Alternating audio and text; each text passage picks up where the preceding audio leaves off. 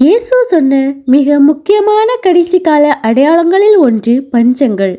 இதை பற்றி நிறைய விஷயங்கள் பார்த்து கொண்டே வருகிறோம். குறிப்பாக நாம் நினைத்து கூட பார்க்க முடியாத 2 முக்கியமான சம்பவங்கள் நடைபெற்றிருக்கின்றன.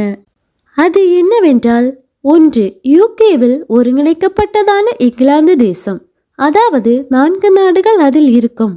Scotland, England, Northern Ireland, Wales என்று சொல்லக்கூடிய 4 நாடுகள். இப்போது அதில் நார்தர்ன் அயர்லாந்து இல்லை. அதனால் இப்போது 3 நாடுகள் மட்டுமே இருக்கும். இந்த நாடுகளுக்குள்ளே இவர்கள் ஒரு காலத்தில் யார் என்று கேட்டீர்கள் என்றால், சூரியன் அஸ்தமிக்காத சாம்ராஜ்யங்கள் என்று சொல்வார்கள். அவ்வளவு நாடுகளை அரசாண்டிருக்கும் ஒரு நாடு. அது மட்டுமல்லாமல் இவர்களுடைய வல்லரசுதான் உலகிலேயே மிக நீண்ட வல்லரசாக இருந்தது.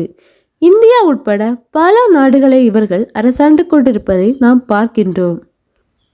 ஆனால் இன்றைக்கு அவர்களது நிலைமை என்னவென்றால், உலகத்திலேயே அதிகமாக மக்கள் ரோடுகளில் தூங்கக்கூடிய நாடுகளில் அவர்களும் ஒருவராக இருக்கின்றனர். காசாவில் பிரச்சனை, அதனால் அவர்கள் டென்ட்டுகளில் தூங்குகின்றனர். ஆனால் இங்கே வீட்டு வாடகை கொடுக்க முடியாததால் வீடுகள் இல்லாமல் பெரும்பாலான மக்கள் தெருக்களில் டென்ட் போட்டுக்கொண்டு தூங்குகின்றனர். அதிக அளவில் நடைமேடைகளை முழுவதுமாக ஆக்கிரமித்துள்ளனர். இங்கிலாந்திற்கு இப்படி ஒரு நிலைமை வருமா? யோசனை செய்து பாருங்கள். எத்தனை நாடுகளுக்கு படி அளந்தவர்கள். இன்றைக்கு இங்கிலாந்து இந்த மோசமான நிலைமைக்கு போய்கொண்டிருக்கிறது. அது மட்டுமல்லாமல் இங்கிலாந்தில் இதை தவிர உள்நாட்டு கலவரங்களும் அதிகரித்து கொண்டே வருகிறது. விரைவில் தேர்தல் வரப்போகிறது. அதுவும் மிகப்பெரிய மாற்றத்தை கொண்டு வரும் என்று சொல்கின்றனர்.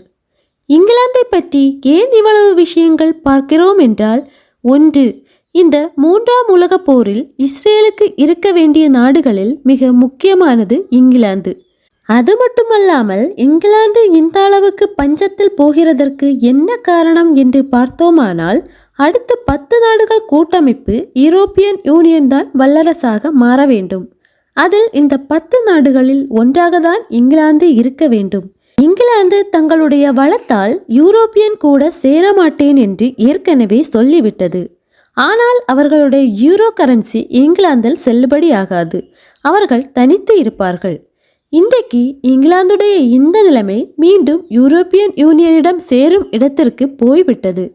இங்கிலாந்திலேயே யூரோப்பியன் யூனியன் கூட சேர்வதற்கு ஆதரவு பெருகிவிட்டது.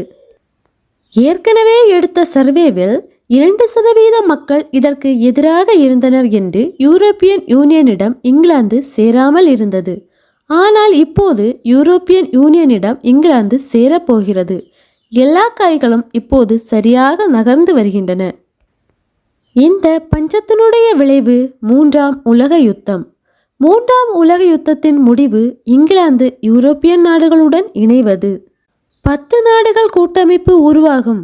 அது வல்லரசாக மாறும். இப்போது எல்லாமே மிக தெளிவாக நடைபெற்று கொண்டிருக்கிறது. இந்த பஞ்சத்தினுடைய இன்னொரு மிக முக்கியமான நாடு என்னவென்று பார்த்தோமானால், அது அமெரிக்கா. அமெரிக்காவினுடைய நிலைமை எவ்வளவு மோசமாக போய்கொண்டிருக்கிறது என்பதை பார்த்து கொண்டே இருக்கிறோம். இப்போது அமெரிக்கா மீள முடியாத கடனுக்குள் சென்றுவிட்டதாக கூறுகின்றனர். ஜனங்களை இது எந்த அளவுக்கு பாதித்திருக்கிறது என்று பார்த்தோமானால், அங்கு இருக்கக்கூடிய ஒரு ஷாப்பிங் மாலில் மக்கள் உள்ளே புகுந்து கொண்டு எல்லாத்தையுமே திருடிக்கொண்டு போக தொடங்கிவிட்டார்கள். ஏனென்றால் மக்களிடம் பணம் இல்லை. ஒரு காலத்தில் இங்கிலாந்துக்குள்ளே இது நடைபெற்றது.